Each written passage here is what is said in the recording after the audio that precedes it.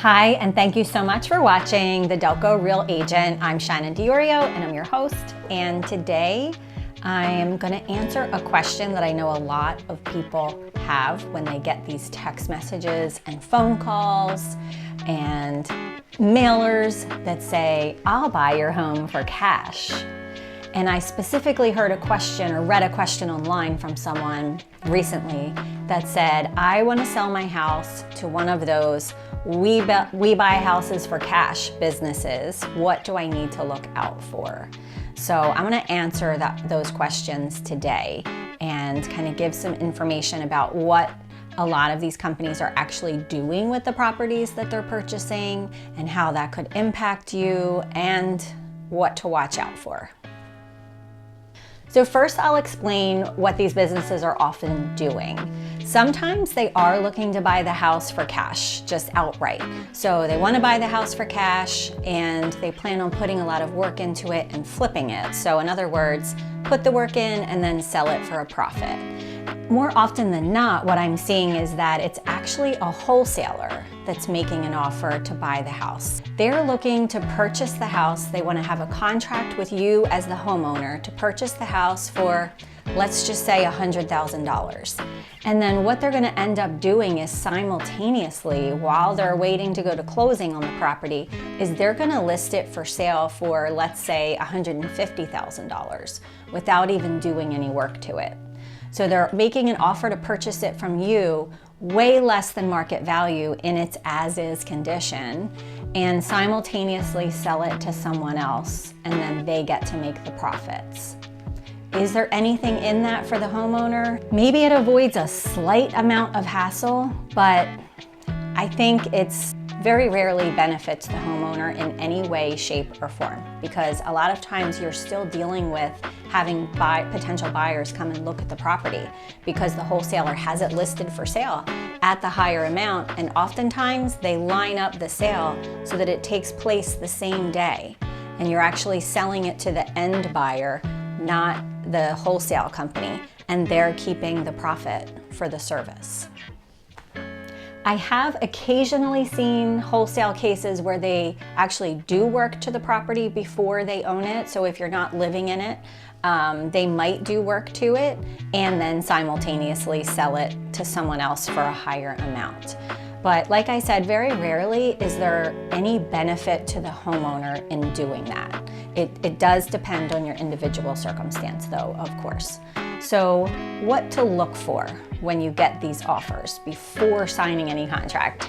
So here's a couple pieces of advice. So my first piece of advice would be to check with an attorney, right? Ask an attorney to look at the contract, because if they are using a contract that they wrote or they hired someone to write, it may or may not contain state required clauses. So there are some legal clauses that are required to be in a contract, and every state is different. And that contract is usually written to protect them, to protect the investor or the wholesaler, not really to protect you. So before you sign anything like that, I would have an attorney review it. So that's definitely number one. The second thing I would do is, at the very least, just meet with a real estate agent and get another opinion on the market value. So if they're looking to purchase it from you for $100,000 and sell it to someone else for $150,000 without even doing anything to it, then there's a good chance you can just sell it for $150,000 with very little inconvenience. So I would at least get some information on market value, just so you can make an informed decision for yourself. Number three is that when you get these phone calls or these text messages, and if you are at all considering what they're saying, I would just flat out ask them, hey, are you looking to flip the property? Are you a wholesaler? What exactly is your intention with the property? Because that's gonna give you a lot of information. And I can't speak for every state, but in Pennsylvania, there are some new laws that wholesalers need to follow. So they actually have to have a real estate license now.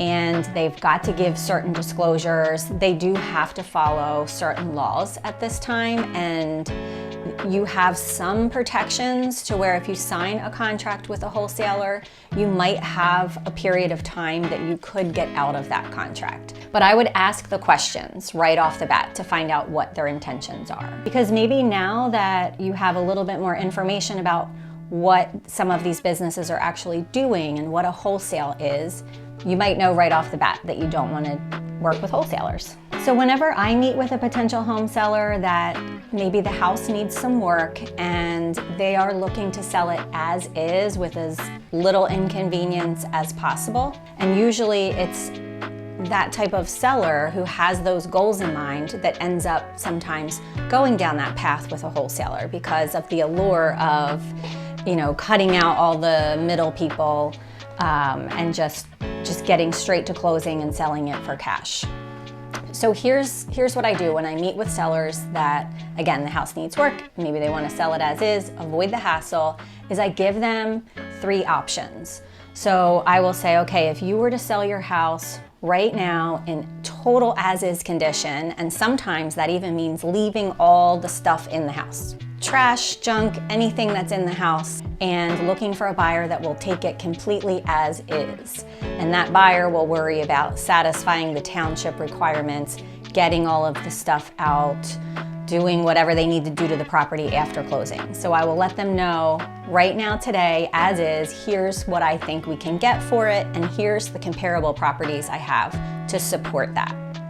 And then I'll give them another opinion to say, okay, if you just empty the property out, clean it out, and maybe do some very bare minimum things, here's my opinion of what I think you could get for it.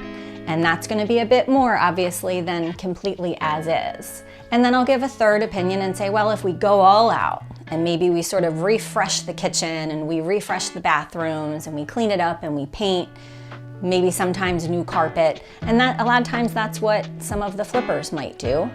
So I'll give them my opinion on that as well, and all of the comps to support it at each of those levels. And then at least people can make a more informed decision.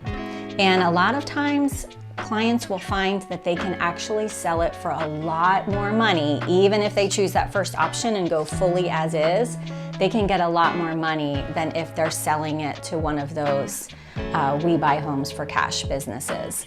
Again, not always, and I'm sure there's someone out there that situation is right for, but I just really encourage people to get other opinions and make a fully informed decision, understand the market values before signing any contracts.